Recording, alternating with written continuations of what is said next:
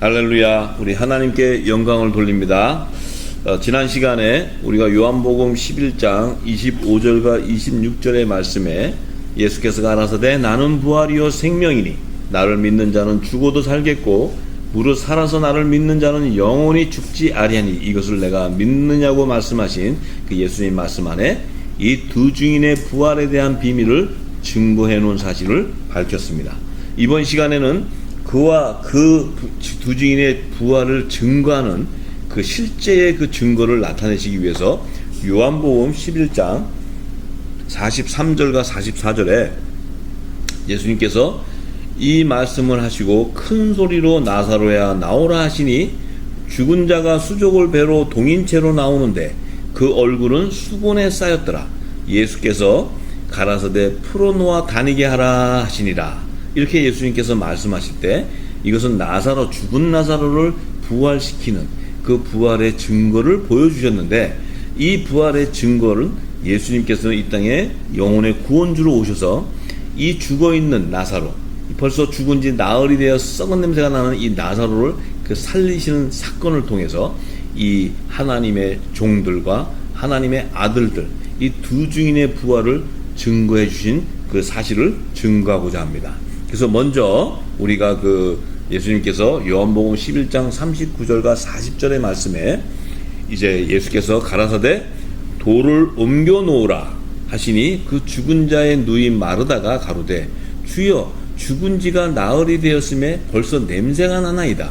예수께서 가라사대 내 말이 내가 믿으면 하나님의 영광을 보리라 하지 아니하였느냐 하신대. 이렇게 참 말씀하셨어요. 이 정말 말씀은요, 정말 진리를, 예수님께서 하늘의 진리를 그대로 이 땅에 나타내시는 말씀이에요. 그래서 예수님께서 죽은 나사로 누이 마르다에게 이제 나사로가 죽었다고 얘기 듣고 이제 가서 예수님께서 그 나사로를 살리시기 위해서 그 누이 마르다에게 그 나사로가 죽은 무덤에 돌을 옮겨 놓으라고 얘기했어요.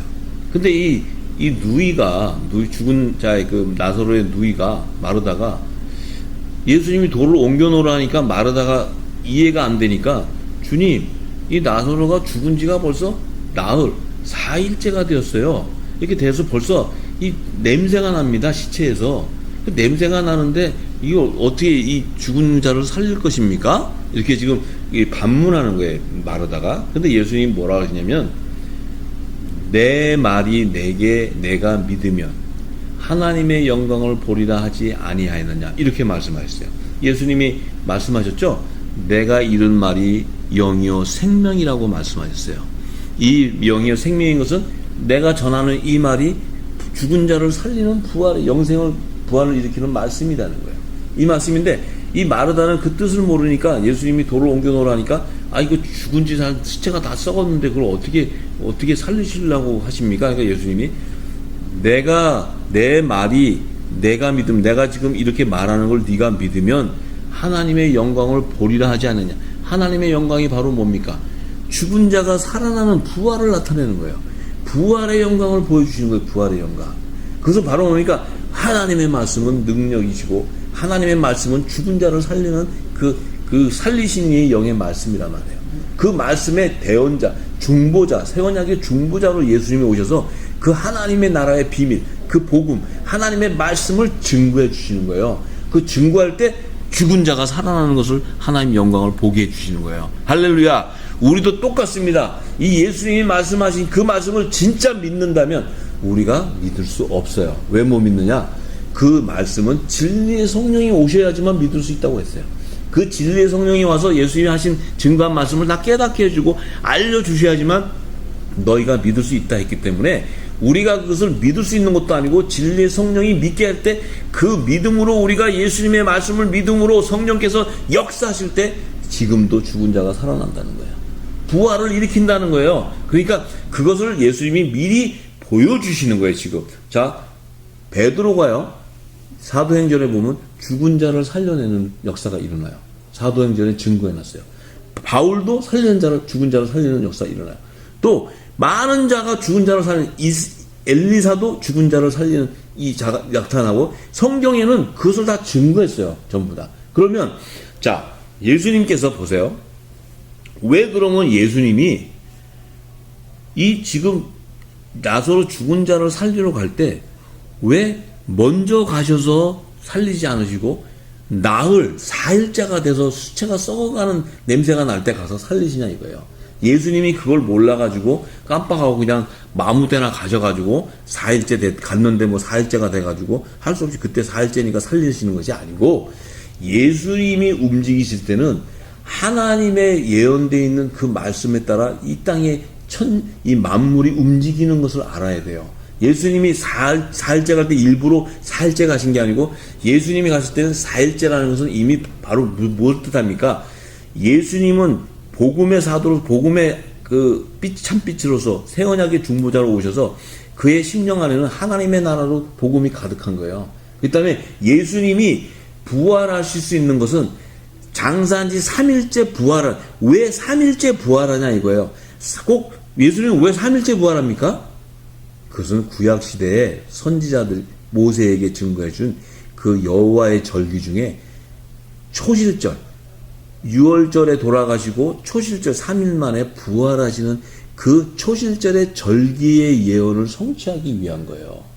그러니까 하나님의 이미 모든 것이 예정되어서 하나님께서 창세전부터 예정되어 있는 하나님의 복음, 그 비밀을 구약시대 예수님이 오시기 전에 선지자 모세를 통해서 알려주신 그 여호와의 칠절기 안에 그 셋째 6월절에 돌아가시고 초실절에 부활하는 그 셋째 날, 그때 부활하는 것을 성취하기 위해서 예수님이 장사한 지 3일 만에 부활하시는 거예요. 그런데 왜 나사로는 사흘째, 넷째 되는 날 부활 끄집어내시냐면, 부활을 하게 하시냐면, 예수님이 오셨을 당시는 뭐라 그랬어요? 복음의 시대가 아니에요. 율법의 시대. 그러니까 율법의 시대에서 죽은 자, 무덤 안에 죽은 자는 한 영혼도 셋째 날에 부활로 살아난 자가 아무도 없어요. 예수님이 부활의 첫 열매로 초실절에 셋째 날에 장사지 살아나셔야 그 이후에 하나님의 자녀들도 초실절에 예수님과 함께 연합을 이루어서 부활할 수 있는 거예요. 셋째 날에. 그런데 이 넷째 날에 간 것은 바로 뭐냐면, 율법 아래에 있는 죽은 자는 셋째 날 초실절에 부활하는 열매들이 아니기 때문에 넷째 날이라는 것은 이미 몸이 썩어서 시체가 돼서 냄새가 나는 거예요. 이 냄새가 나는 이 나사로를 살릴 때 뭐냐면, 그 율법 아래 죽은 자, 예수님 말했죠. 나를 믿고 죽은 자도 살겠고, 이렇게 예수님이 부활을 얘기하실 때 하겠고 한 것은, 율법 아래에 있는 자, 모세를 통해서 다른 양들을 맡겨서 종들을 출세가는 그들을 살리기 위해서 예수님께서 그들을 부활시키는 것을 율법 아래에 있는 자들을 살려서 복음으로 말미암아 살려서 그들이 그 종들이 살아나는 것을 보여주기 위해서 넷째 날에 예수님께서 그 나사로를 살리는 기적을 보여주시는 거예요. 그래서 그것이 바로 하나님의 영광을 나타내기 위한 거예요. 그래서 예수님이 오셔서, 왜냐하면 예수님이 이 시기에는 아직 그리스도께서 십자가의 구속의 완성을 이루는 6월절이 이르는 시기가 아니었어요. 그렇기 때문에 예수님이 오셔서 이때는 지금 하나님 나라의 복음을 증거하는 공생의 기간이에요. 공생의 기간. 그렇기 때문에 아직 아무도, 예수님 자체도 죽어야지만 3일째 부활의 첫 열매가 되지만, 이때는 예수님도 십자가에 돌아가시는 6월절이 아니는 거예요. 일단 아무도 이 땅에는 셋째 날에 부활할 수가 없는 거야. 아무도. 만약에 셋째 날에 부활했다면 예수님은 부활의 첫 열매가 안 되시는 거예요. 할렐루야. 이 진리의 비밀이 담겨져 있기 때문에 예수님이 넷째 날에 가서 나사로를 살리는 거예요. 넷째. 그러면 나사로는 언제 죽었어요? 율법의 시대에 죽은 자예요. 율법의 시대. 그렇죠? 예수님이 말씀하시고 성령의 오순절날 성령이 임하고 난 이후에 하나님의 자녀들이 죽은 자가 아니고, 그들은 죽으면 땅에 있는 게 아니고 어디로 가요? 낙원으로 간다 했어요. 낙원. 할렐루야. 낙원으로 가는데 지금 이 나사로라는 자는 율법 시대에 죽었기 때문에 그는 무덤 속에, 땅 속에 있는 거예요. 땅속. 이 땅속이라는 것은 지난주에 얘기했죠. 지난번에 아브라함의 품을 나타낸 거예요. 아브라함의 품. 이 땅에 무덤을 나타낸 거예요. 그래서 그것을 계시해 놓은 거예요. 이 한 말씀만 해도 엄청난 하나님의 비밀이 다 담겨져 있어요. 그런데 이 절기의 비밀까지 다 담겨져 있어요. 그런데 예수님이 넷째 날에 이제 그들을 나사로를 살리십니다. 그런데 예수님이 보세요. 예수님이 이제 그 말이 이를 때 나사로가 살아나오는데, 자, 요한복음 11장 43절과 44절의 말씀에 이제 예수님이 마리아에게 마르다 앞에서 보여주세요. 많은 자들 앞에서 예수님 말씀하시고 큰 소리로 나사로야 나오라 부르시니 죽은 자가 수족을 배로 동인 채로 나오는데 그 얼굴은 수건에 쌓였더라. 예수께서 가라사대 풀어놓아 다니게 하라 이렇게 얘기했어요. 예수님께서. 자, 예수님이 보세요. 나사로야 나오너라 하니까 바로 예수님의 말씀이 임해버린 거예요. 예수님의 말씀이. 내 말은 내가 너에게 전한 이런 말이 영이요 생명이라고 얘기하셨어요. 근데 예수님이 직접 그 죽은 시체의 몸에다가 예수님의 말씀이 생기가 불어 들어가는 거예요. 생기가. 이 새 언약의 말씀 생기가 불어 들어가는 거예요. 나사로야 나오너라 하니까 나사로가 죽은 나사로가 그냥 수족을 썩은 냄새가 나는 나사로가 수족에 그 하얀 천을 베옷을 입고 얼굴에 수건을 쓰고 그 죽은 자가 무덤에서 뻘떡 일어서 나오는 거예요. 자, 보세요. 이것이요. 얼마나 중요한 그 하나님의 비밀이 그 안에 담겨 있냐면요. 보세요. 나사로의 수족이 배로 동인채로 있고 얼굴에 쌓였다는 건 바로 뭡니까? 율법 아래서 죽은 종의 그 종을 나타내는 거예요. 근데 왜 천을 두르고 베옷을 두르고 이 수건을 썼냐면요. 율법 아래 있는 자들 가운데 하나님의 종으로 택함 받은 자를 상징하기 위한 거예요. 무슨 얘기인지 아시죠? 이것이 이제 이 구약 시대의 그 말씀으로 이제 풀어지는데, 자, 왜냐면은요, 보세요. 이 구약 시대에 출애굽기 28장 41절과 43절의 말씀을 보면은요, 이 말씀을 예수님께서 이 직접 하나님의 영광을 말씀을 성취하는 율법의 말씀을 성취하는 것을 나타내요. 이 뭐라고 얘기했냐면요, 하나님께서 모세에게 이렇게 얘기했어요. 출애굽기 28장 41절과 43절에 너는 그것들로 내 형 아론과 그와 함께한 그 아들들에게 입히고 그들에게 기름을 부어 위임하고 거룩하게 하여 그들로 제사장 직분을 내게 행하게 할지며 또 그들을 위하여 배로 고이를 만들어 허리에서부터 넓적다리까지 이르게 하여 하체를 가리게 하라. 아론과 그 아들들이 회막에 들어갈 때나 제단에 가까이 하여 거룩한 곳에서 섬길 때 그것들을 입어야 죄를 지어서 죽지 아니하리니 그와 그의 후손의 영원한 지킬 규례니라 이렇게 얘기했어요. 자, 이때는 율법의 시대예요. 율법의 시대. 하나님 종 율법의 선지자 모세에게 이 하나님께서 명하셨는데 모세를 통해서 그 형 아론을 대제사장의 기름을 부어주라 그랬어요. 그래서 그 형인 아론이 율법의 대제사장이 돼요. 대제사장. 제사장이 되는데 그의 아들들은 이 아론의 반차를 쫓는 제사장들이 이 땅의 제사장들인데 그들은 왜 배로 이 배옷들에게 고위를 만들어서 이 허리에서부터 넓적다리를 가리라는 것은 이것은 뭡니까?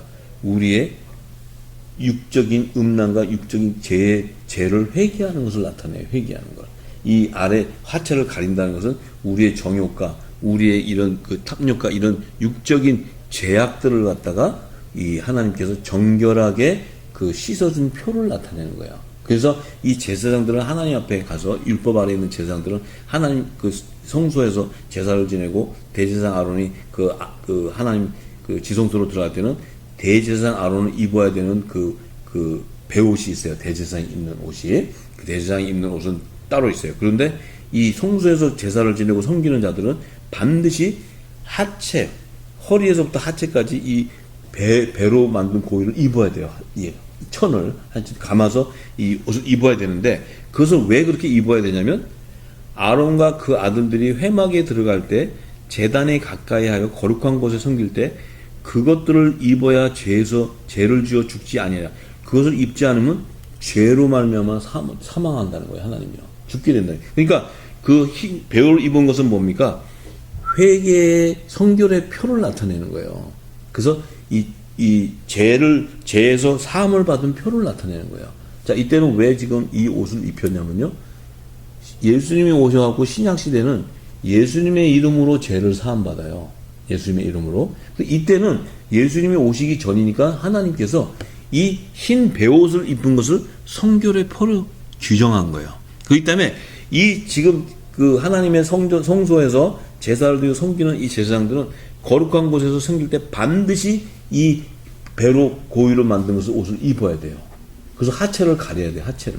자, 이것을 지금 예수님께서 나사로가 죽은 시체가 나오는데 배로 동인 채로 나오는 거예요. 그 의미는 바로 뭡니까? 율법 아래서 하나님의 종으로 성결의 표를 받은 베옷을 입은 하나님의 종을 나타내는 거예요, 지금. 그래서 이 나사로가 나올 때 배를 입고 이제 동이가 나오는 거예요. 그래서 율법 아래에 있었던 그 아래서 그 섬기던 그 종들을 나사로를 통해서 그가 나올 때 베옷과 흰 얼굴에 수건을 쓰고 나오게 하는 거예요. 잘 보셔야 돼요. 이제 굉장히 중요한 비밀이 여기 있어요. 이게 뭐냐면, 자, 그러면 이제 우리가 한 가지 더 봐야 되는 것은, 자, 예수님이, 자, 보세요. 예수님이 십자가에 돌아가시고 장사한 지 3일 만에 부활하셨죠. 그죠? 부활하시죠. 부활하셨을 때 요한복음 20장 7절에 보면 이 베드로하고 요한 이 사도들이 이 막달라 마리아가 예수님이 부활하셨다고 막 전하니까 이들이 달려와가지고 예수님의 무덤을 가봤어요. 무덤을 갔는데 무덤이 빈 무덤이었어요. 빈 무덤인데 요한복음 20장 7절에 그 무덤 안에 봤더니 예수님이 돌아가셨을 때 그 아리마대 요셉이라는 사람이 예수님의 시체를 세마포로 이렇게 감아놨어요. 이렇게 예수님이 다 이렇게 벗겨져 있으니까 감았고 얼굴에 수건을 이렇게 세웠단 말이에요. 그 얘기는 뭡니까? 이들이 율법 아래에 있는 자들이 제사하는 모습을 보인 거예요. 그래서 예수님도 세마포로 입혀가지고 수건을 씌워갖고 그 예수님을 돌무덤에 넣어놨단 말이에요. 그런데 이 예수님이 부활하셨다는 소식을 듣고 이 제자들이 가서 뚝 들어보니까 예수님의 또 머리에 썼던 수건은 세마포와 함께 놓이지 않고 딴 곳에 개켜져 있다는 거예요. 그럼 뭐냐면 그 예수님의 무덤에 예수님이 썼던 수건하고 예수님의 몸을 감았던 세마포가 그 무덤에 남아있는 거예요. 남아있어. 예수님은 몸은 사라지고 없어. 육신의 몸은. 자, 나사로는 보세요. 나사로는 예수님의 말씀이 생기가 임하니까 뭐예요? 죽은 자가 살아나오는데 얼굴에 수건을 쓰고 흰 베옷을 입고 나와요. 근데 예수님은 복음의 아들, 하나님의 아들로서 그분이 부활하실 때는 이 땅의 수건과 이 세마포는 무덤에 남겨두고 그 몸만 부활돼서 나와서 무슨 옷을 입냐면 부활의 영광체인 그리스도의 옷을 입는 거예요. 예수님이 부활의 영광체 옷을 입는 거예요. 할렐루야. 영광체 빛나고 깨끗한 세마포를 입는 거예요. 예수님은. 이걸 잘 아셔야 돼요. 그것이 바로 그리스도의 옷이에요. 그리스도의 옷. 이게 하나님의 자녀들이 입는 옷과 종들이 입는 옷을 구별해 주는 거예요. 그런데 이해가 되시죠? 그런데 이제 이 나사로가 나왔을 때 예수님이 보세요. 예수님이 뭐라 하냐면 그 얼굴에 있는 수건을 풀어서 베옷도 풀어서 놓아 다니게 하라 이렇게 얘기했어요. 자, 이제 잘 보셔야 돼요. 이 나사로가 나올 때 종들이 죽어 무덤에서 부활하는 그 부활의 그 실체도 보여줬지만 그들이 나왔을 때 예수님의 말씀이 임하는데 나사로에게 임하는데 뭐라고 임하시냐면 그를 풀어놓아 다니게 하라 이렇게 얘기하셨어요. 그 얘기는 바로 뭡니까? 죄와 사망의 법에 매여 있는 율법 아래에 있는 종들을 예수님께서 생명의 성령의 법으로 해방시켜 주는 거예요. 그래서 예수님의 말씀 뭐냐면 그들이 싸고 있던 이것을 풀어서 놓아 다니게 하라. 그러니까 나사로가 그 당시에 그 베옷을 입는 이 천을 입고 있는 것을 다 풀고 나와서 그는 예수님과 함께 다녔어요. 그리고 예수님과 함께 다니고 분명히 그는 오순절날 마가다락방에 120문도 안에 그도 들어가 있었을 거예요. 왜냐하면 그는 하나님의 자녀로서 나중에 성령을 받고 나중에 그가 죽었을 때는 하늘 보좌로 들어가고 그리스도 옷을 입게 되는 거예요. 이 두 아들과 종의 그 부활하는 실체를 예수님이 증거해 주는 거예요. 여기서 풀어놓아 다니게 하는 것은 생명의 성령의 법. 예수님이 말씀하신 그 말씀이 바로 성령의 기름 붓는 그 그리스도의 말씀이란 말이에요. 할렐루야. 그렇기 때문에 나사로가 수건도 풀어지고 다 풀어졌어요. 자, 그러면 자, 이 얼굴에 감았던 수건을 지금 사도 바울이 깨닫고 이렇게 증거했어요. 고린도후서 3장 13절과 14절에 이 사도 바울이 뭐라고 증거했습니까?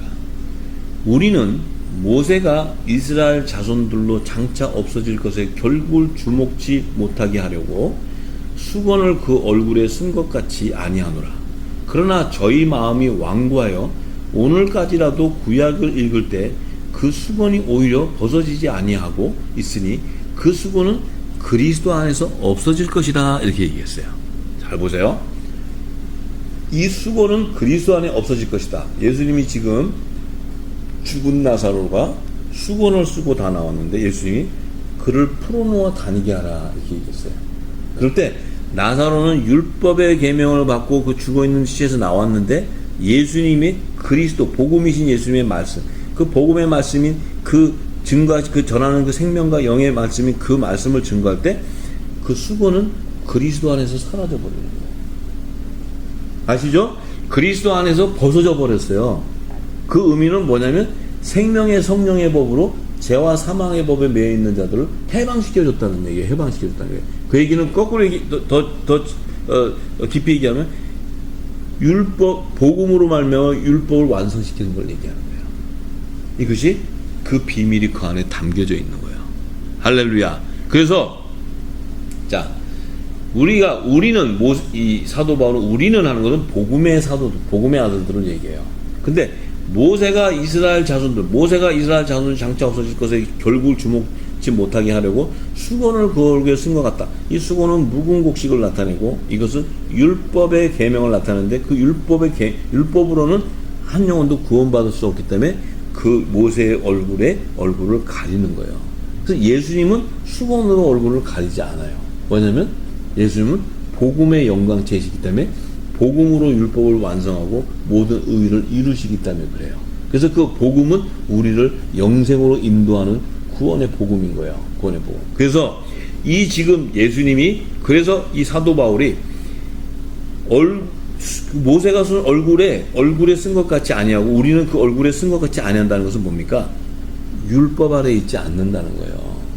그리고 그들은 그 율법 아래에 있는 종들은 마음이 완고하여 오늘까지도 구약을 읽을 때 그 수건을 오히려 벗지 아니한다. 이 구약은 바로 율법의 계명, 하나님의 천하의 말씀의 그 계명을 기록한 건데 지금 이 당시는 아직 신약이 나오지는 않았어요.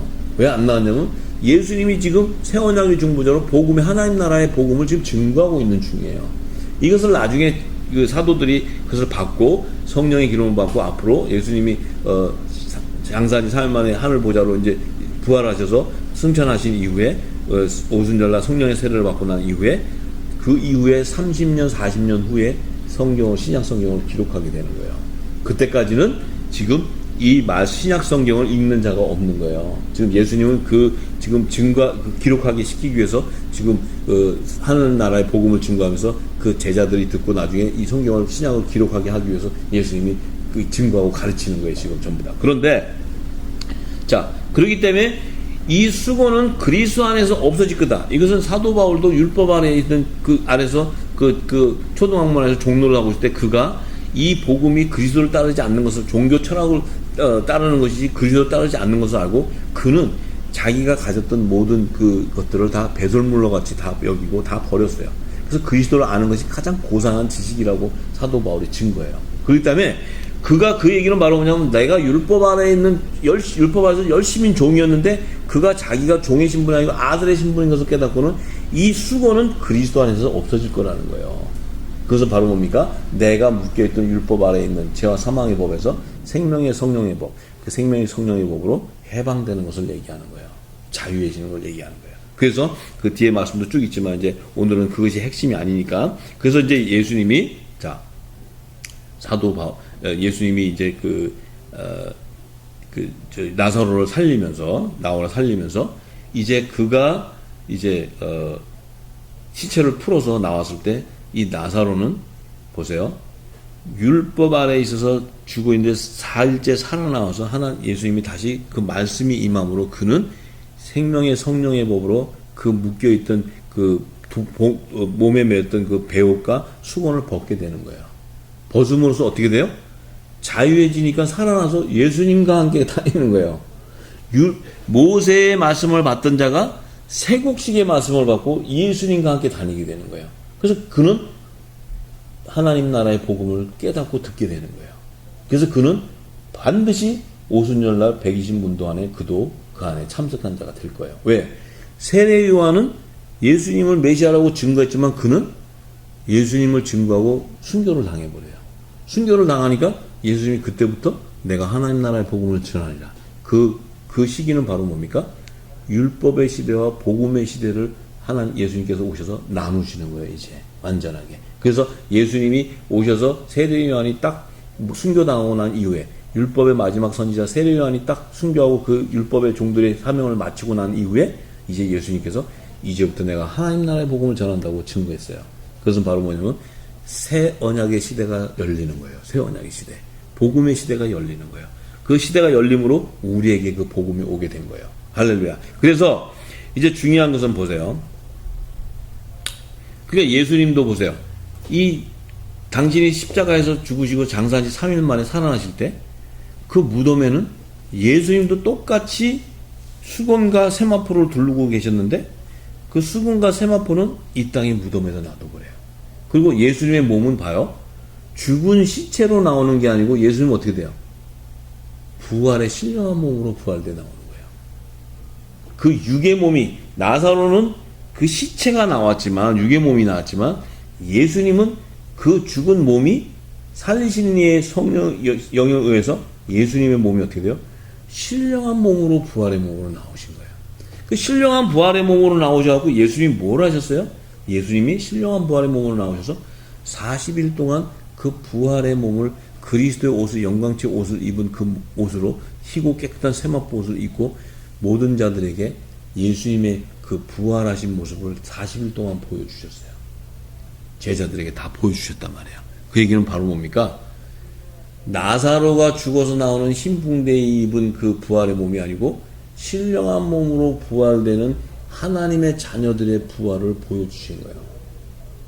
할렐루야. 예수님은 하나님의 독생자이시오 우리는 양자의 영을 받은 하나님의 자녀들이에요. 그럼 하나님의 자녀들이 언제 부활하느냐? 데살로니가 4장 17장 16장 17절에 사도 바울이 친 거예요. 그리스도 안에 죽은 자들이 먼저 일어나고 살아있는 자들이 호련히 변화되어서 공중으로 예수님을 영접하러 부활 올라간다 그랬어요. 그 얘기는 바로 뭡니까? 우리의 몸이 신령한 몸으로 부활되어서 공중에서 예수님과 한 몸으로 연합을 이루는 그 하늘에 속한 교회, 복음의 아들들, 하나님의 자녀들이라는 거예요. 이 자녀들에 대한 부활을 증거해 주신 거예요, 예수님이. 왜냐하면 당신 자체도 독생자이시니까, 하나님의 독생자이시니까. 그래서 이것을 지금 예수님이 증거해 주시는 거예요. 그래서 이 두 나사로가 죽어서 나오는 무덤하고 예수님이 부활해서 나오는 무덤의 차이는 뭐냐면 나사로는 흰배와 수건을 두르고 나오는 것이고 이 죽은 예수님은 나오실 때 그 수건과 육의 몸에 쌓았던 세마포는 남겨두시고 그 몸은 신령한 몸으로 돼서 그리스도로 옷을 입게 되는 거예요. 당신의 의의 옷을 입게 되는 게 그리스도의 의의 옷. 우리가 바로 그리스도의 의의 옷을 입게 되는 거예요. 그래서 이 흰 옷은 장차 나중에 계시록에 보면은 계시 7장에 그 흰 옷을 입고 셀 수 없는 큰 무리들이 나오는 그 흰 옷이 바로 장차 아브라함의 품에서 나오는 하나님의 종들을 나타내요. 그래서 그들은 흰 옷을 입고 나온다는 의미는 예수의 피로 구약 시대는 여호와 하나님의 이름으로 신약 시대는 예수의 이름으로 정결한 세계에 합당한 성결의 표를 받은 표예요. 그것이 흰 옷을 입고 나오는 것이. 그런데 하나님의 자녀들은 그리스도의 옷으로 갈아입어야 돼요. 그래서 이제 그 사도 바울이 갈라디아서 3장 26절과 27절에 이렇게 얘기합니다. 너희가 다 믿음으로 말미암아 그리스도 예수 안에서 하나님의 아들이 되었으니 누구든지 그리스도 합하여 세례를 받은 자는 그리스도로 옷 입었느니라. 이렇게 증거했어요. 이 얘기는 바로 뭡니까? 너희가 믿음으로, 무슨 믿음입니까? 그리스도가 말씀하신 그 말씀을 믿는 거예요. 그 말씀은 진리의 말씀인데 이 진리의 말씀은 우리가 성경을 보고 읽는 것이 아니고 진리의 성령이 와서 예수님이 말씀하신 장래일 모든 그리스도의 계시의 일들을 일어나는 그 계시의 말씀, 또한 사복음서에 예수님께서 비유로 말씀하시고 기적과 표적으로 다 증거하신 하나님 나라의 비밀한 복음을 진리의 성령이 다 깨닫게 해줘서 진리 가운데로 인도할 때 그들이 믿음을 가질 수 있는 거예요.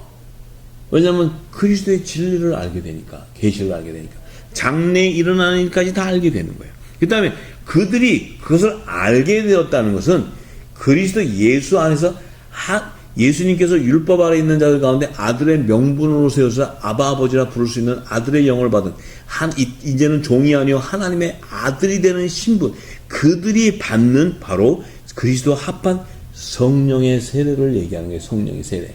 성령의 세례를 받은 자가 바로 그리스도로 옷을 갈아입게 된다는 거예요. 그리스도로. 할렐루야. 그렇기 때문에 이 오순절날 이후에 성령, 이른배 성령과 마지막 때 늦은배 성령, 이 성령의 기름 부음이 넘쳐서 하나님 나라의 비밀을 다 소유하는 자들이 바로 그리스도와 합하여 세례를 받은 그리스도 옷을 입는다. 그리스도 합한다는 것은 그리스도와 한 몸으로 연합을 이룬다는 거예요. 이것이 바로 주님께서 공중전에 오실 때 혼인잔치에 하나님 잔치에 청함을 받는 한 몸으로 연합을 이루는 하나님의 자녀들을 나타내는 거예요. 이들은 복음의 일꾼들, 새 언약의 일꾼들, 복음 아래서 하나님의 말씀을 깨닫고 복음의 제사장들로서 그리스도를 따르고 그리스도께서 이 땅에 오셔서 전한 하나님 나라의 복음을 모든 민족의 천국 복음을 다 증거돼야 모든 민족에 다 증거돼야 그때가 끝이 온다. 근데 그 증거되는 그 모든 복음, 마지막 때 이제 영원한 복음으로 모든 민족이 다시 예언하는, 이 시대는 다시 예언하는 그 복음의 일꾼들이 바로 그리스도 합하여 성령 세례를 받은 그 성령의 처음 익은 열매로 그리스도의 옷을 입고 그리스도의 의의 옷을 입고 하늘 보좌로 예수님이 공중 재림하실 때 혼인잔치에 청함을 받는 자가 되는 거예요. 그들이 바로 그리스도의 옷을 입는 자가 되는 거예요. 할렐루야. 그렇기 때문에 우리는 이 땅에서 반드시 예수님이 우리의 메시아인 것을 알지만 그분이 전하신 그 생명의 말씀, 하나님 나라의 비밀을 다 깨닫는 그것이 바로 성령의 세례를 받은 증거입니다. 그리고 성령의 세례를 받은 증거는 바로 흰 베옷을 입는 것이 아니고 그리스도의 의의 옷을 갈아입는 거예요. 그들이 바로 마지막 때 하나님의 의를 이루는 작은 예수예요. 또 하나님 그리스도를 대신해서 하늘나라의 대사로서의 권능을 받는 복음의 아들들이 되는 거예요.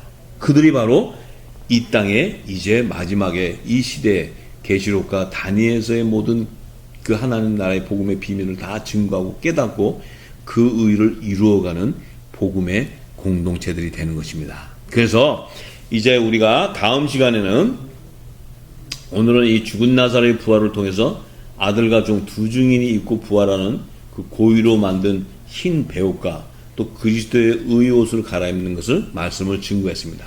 그래서 다음 시간에는 이제 그와 연관되어서 사도행전 2장 38절에 베드로가 가로되 너희가 회개하여 각각 예수 그리스도의 이름으로 세례를 받고 제사함을 얻으라. 그리하면 성령을 선물로 받으리라 하는 그 말씀을 통해서 두 증인이 받는 물세례, 이것이 구약시대는 물세례지만 신약시대는 예수의 그리스도의 이름으로 세례를 받는, 제사함을 받는 세례와 또 하나님의 자녀가 되는 성령의 세례를 증거하고자 합니다.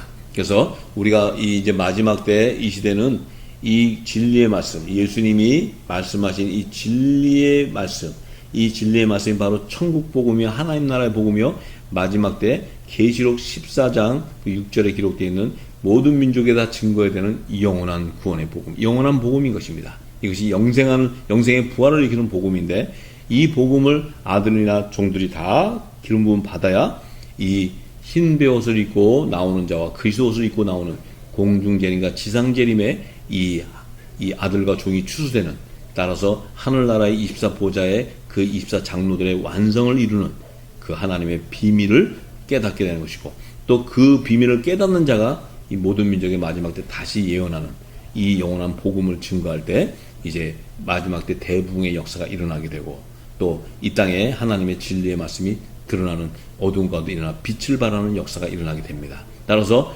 우리가 이제는 진리의 말씀, 예수님이 증거하신 진리의 말씀으로 다 돌아가야 되고, 또한 그 진리의 말씀을 깨닫는 복음의 사역자들이 다 될 수 있도록 간절히 기도합니다. 감사합니다.